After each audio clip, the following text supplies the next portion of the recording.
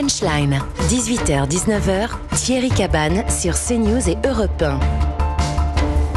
Bienvenue sur Europe 1, bienvenue sur CNews. C'est la dernière ligne droite de votre Punchline Week-end. Le rendez-vous, vous le connaissez par cœur. L'équipe qui m'accompagne défine l'âme en ce vendredi soir. Naïma Mfadel, Louis de Ragnel, Nathan Dever, Arthur de Vatrigan et Jean-Sébastien Ferjou. On va parler budget, impôts, taxes, économie. Il va falloir se serrer la ceinture, les amis. On ne cesse de le répéter, évidemment. On va revenir sur le budget de l'État, les annonces faites par Michel Barnier. 60 milliards d'efforts à faire. Augustin Donadieu nous explique tout cela. 40 milliards d'euros d'économies pour l'État et 20 milliards d'euros de recettes qui ne tomberont pas du ciel, mais bel et bien du portefeuille des Français. Si vous faites partie des 6 millions d'abonnés à l'électricité bénéficiant d'un tarif fixe, votre facture va considérablement bondir, plus 14% au 1er janvier, soit 175 € par an en moyenne pour un couple qui consomme 4,5 MWh par an. En matière de santé, votre médecin sera moins bien remboursé par la sécurité sociale, 60% du prix de la consultation au lieu de 70. La part à la charge des complémentaires santé passerait donc de 9 à 12 €. Coût estimé de cette mesure pour les mutuelles, 1,5 milliard d'euros. Votre cotisation va donc augmenter. Double peine pour les 14 millions de retraités. Ils devront également participer à l'effort collectif. La revalorisation de leur pension prévue début janvier est reportée de 6 mois. Économie attendue par le gouvernement, 3,6 milliards d'euros. Jean-Sébastien Ferjou, il va falloir se serrer la ceinture. C'est pas une surprise. Non, ce n'est pas une surprise parce que des baisses d'impôts non financées, c'est-à-dire que les gouvernements précédents n'ont pas pris la peine d'ajuster le niveau des dépenses à celui des recettes, ça s'appelle tout simplement des hausses d'impôts différées. Donc d'ailleurs, moi je trouve ça assez étonnant d'entendre un certain nombre de gens qui étaient ministres il y a encore peu de temps venir hurler au scandale parce que les impôts augmenteraient, mais c'est de facto eux qui ont pris ces décisions-là. D'autant que le dérapage des finances publiques, il était connu, il était déjà évoqué dans un certain nombre d'endroits.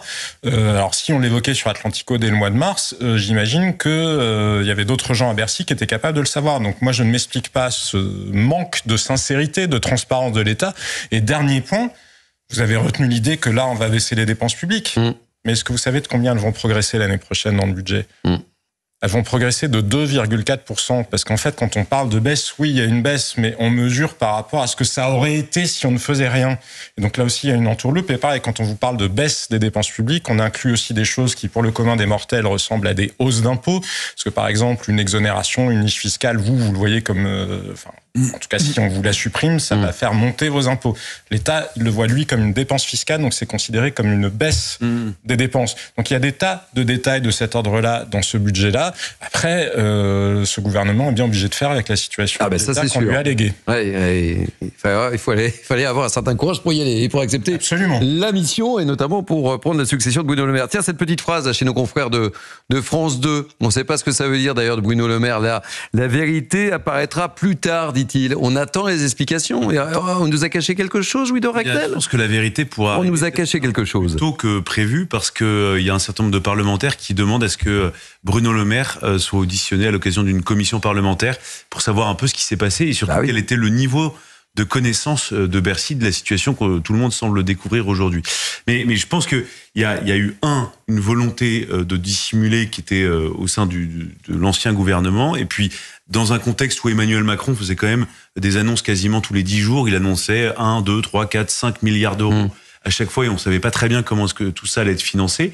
Et puis, il y a une responsabilité de la part de, globalement, quasiment tous les groupes politiques.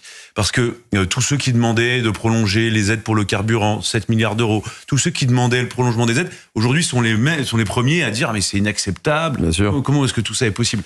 Et ce qui est vrai, c'est que quand vous êtes dans l'opposition, à chaque fois, vous demandez à ce qu'il y ait une baisse des dépenses publiques sur des objets politiques très symboliques. Alors, c'est important, mais globalement, il y a assez peu de partis politiques, à l'exception récemment des Républicains, avec Laurent Wauquiez, qui lui appelait carrément à des coupes beaucoup plus franches sur les dépenses de l'État.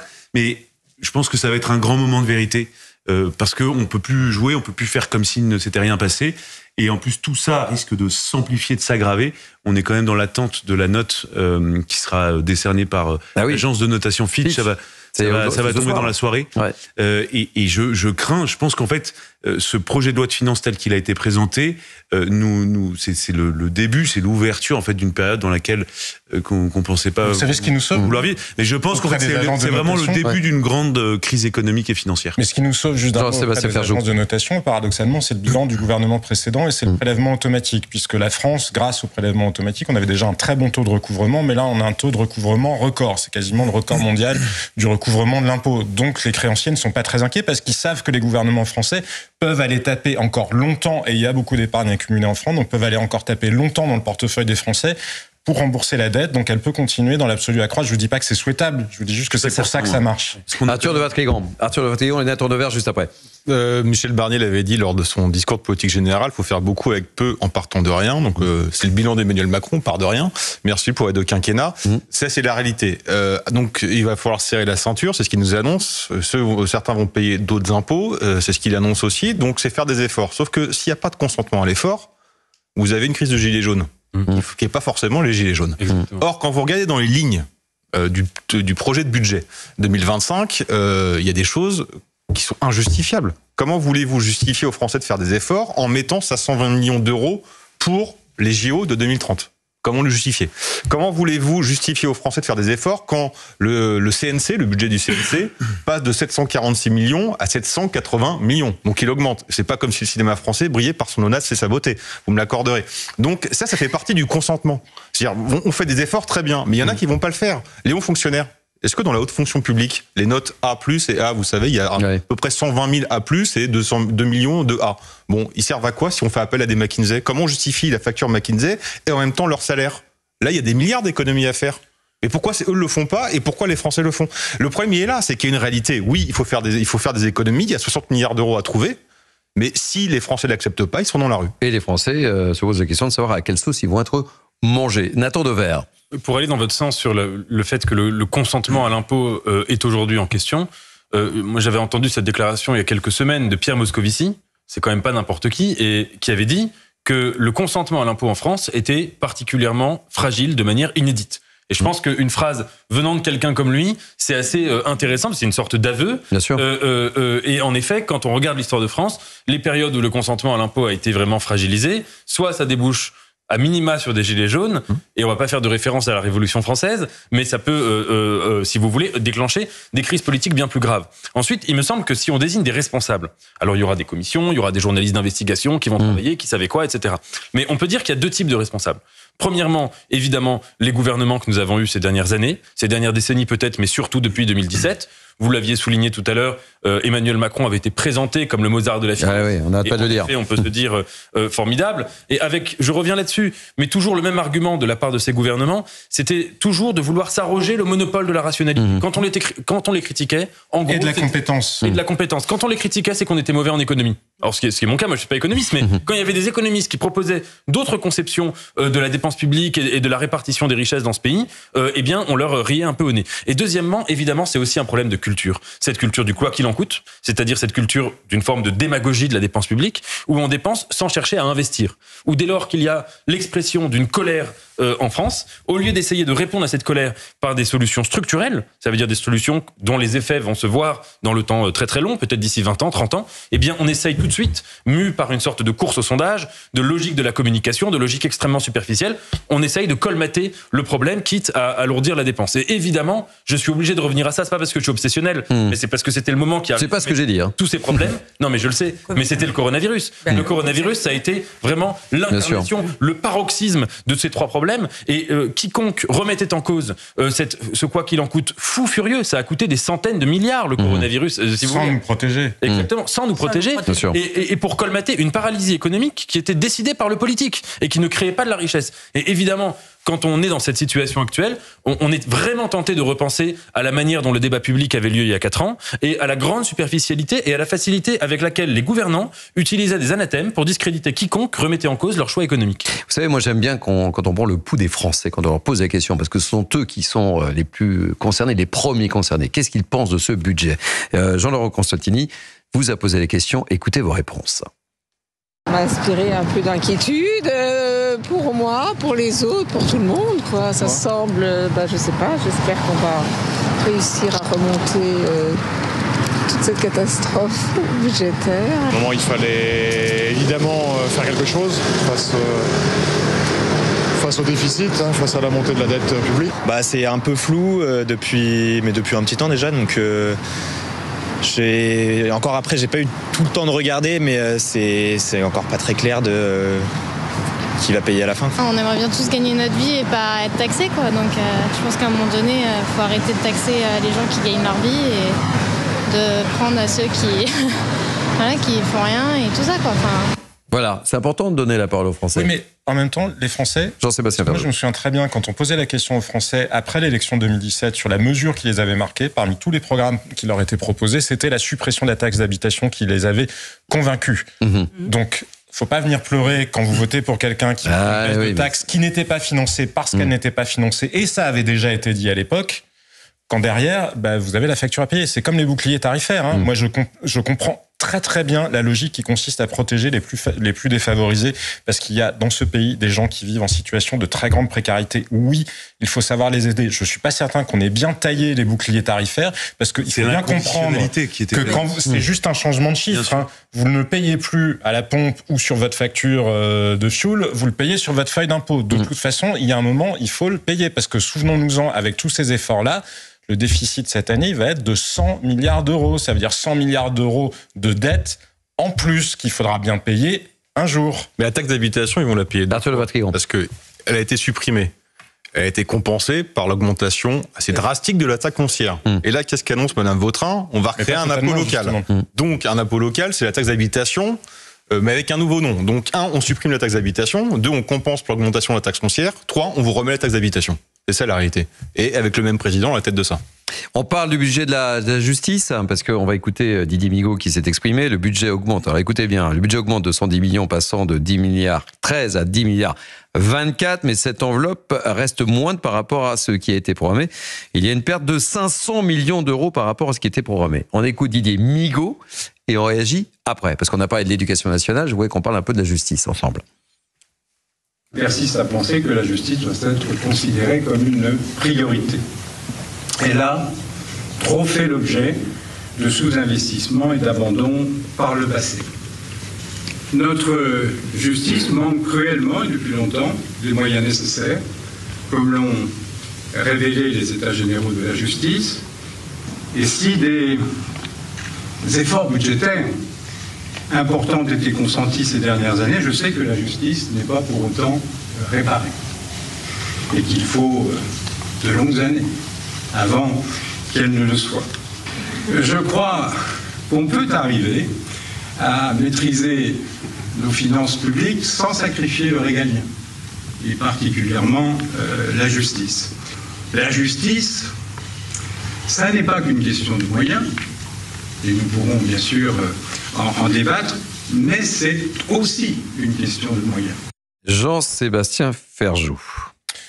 Oui, moi je trouve ça assez étonnant de faire ce coup de rabot sur le budget de la justice, que oui, il avait augmenté, mais enfin rappelons-le, sur 1000 € de dépenses publiques en France, il y a 6 € qui vont seulement à la justice. Quand vous comparez avec le reste de l'Union européenne, il y a 3 postes seulement sur lesquels la France investit moins que la moyenne de tous les autres pays européens, parce que sinon, sur tous les postes, on est ceux qui consacrent le plus sur l'hôpital public, sur l'école, sur tout ce que vous voulez. Ces 3 postes, c'est précisément la justice, la sécurité intérieure et les transports. Est-ce que ça a du sens, alors qu'il y a un sentiment d'injustice ou de mauvais fonctionnement de la justice, de faire ce coup de rabot-là, d'autant que moi, je rejoins Monsieur Migaud sur ce point-là précis, la justice est quand même aussi une question de moyens, parce que derrière le laxisme, on peut pas venir se lamenter du fait qu'il y ait des gens qui ne soient pas placés en détention, quand la consigne officielle, c'est de ne surtout pas envoyer des gens dans les maisons d'arrêt parce qu'il n'y a pas de place. Parce que les décisions que prennent les magistrats, je vous dis pas que certains ne sont pas inspirés par leur idéologie, mais enfin, il y en a quand même beaucoup qui se contentent de gérer la misère. Donc, je ne comprends pas la logique qu'il y a à vouloir être extrêmement martial au ministère de l'Intérieur et ensuite à ne pas donner les moyens à la justice nécessaire, qui est la plus pauvre d'Europe. La plus pauvre d'Europe. Oui, Regnel. D'autant plus que j'ai remarqué que dans le budget qui a été présenté, l'aide au développement a été baissée, je crois, c'est 1,3 milliard d'euros par rapport au budget de l'an dernier. Il faut savoir que le budget de la justice, c'est un tout petit peu moins que le montant total de l'aide au développement. C'est à peu près entre 12 et 13 milliards d'euros, le montant annuel. Ensuite, moi, ce que je regrette vraiment dans la présentation de ce budget, c'est qu'en réalité, tout est un peu grignoté un petit peu partout. Et on voit que le gouvernement n'a pas mis une un élément en priorité. Alors, tout le monde se réjouit, oui, le budget du ministère de l'Intérieur est sanctuarisé, on a l'impression que c'est quasiment une hausse. Le budget du ministère des Armées, même discours, ce sont les 2 seuls budgets qui réellement sont préservés. Et ce que je regrette, c'est que quand on est dans une situation comme celle-là, il vaut mieux en fait tout remettre à plat et se dire on va mener les réformes structurelles qu'on n'a pas faites depuis 50 ans. Et c'était une opportunité formidable de se dire nos priorités du moment, c'est la police, le régalien de manière globale. Et donc moi j'aurais aimé qu'il y ait vraiment une augmentation du budget de la justice, parce que on a beau avoir Bruno Retailleau qui affiche un volontarisme très fort, on voit bien. Mais c'est là où on se dit, est-ce qu'il aurait les moyens de sa politique? Mais vous avez beau avoir un ministre de l'Intérieur extrêmement fort, puissant, tout ce que vous voulez, si derrière le parent pauvre c'est la justice, faudra pas pleurer ensuite pour expliquer que la justice ne condamne pas, la justice n'a pas assez de moyens. On entendra toujours les sempiternelles phrases de lamentation.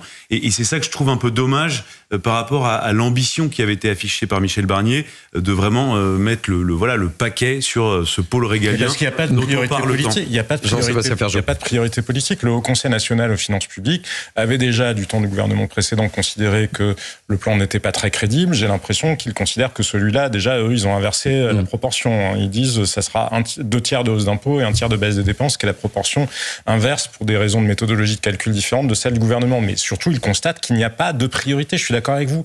Oui, on ne peut pas tout faire. Donc il faut savoir choisir. Et si on veut savoir choisir, il faut aussi regarder les ordres de grandeur. Et les 2 postes principaux de dépenses en France, ce sont les prestations sociales et la masse salariale publique, les fonctionnaires d'État, collectivités territoriales. Et je rappelle ce qu'a dit Michel Barnier aussi, en disant on n'a pas eu beaucoup de temps pour constituer le budget. Oui, je vais tenter de dire à qui la faute aussi. Non mais ça, à qui la faute? Mais pas à lui. Pas à lui.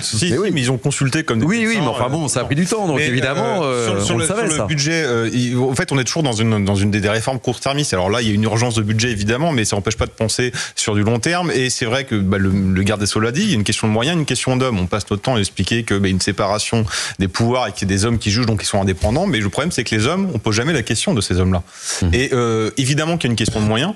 Mais si vous mettez 10 greffiers, un bureau en or massif et 3 places de prison à disposition d'un magistrat du syndicat de la magistrature, je vous promets qu'il va pas être plus efficace.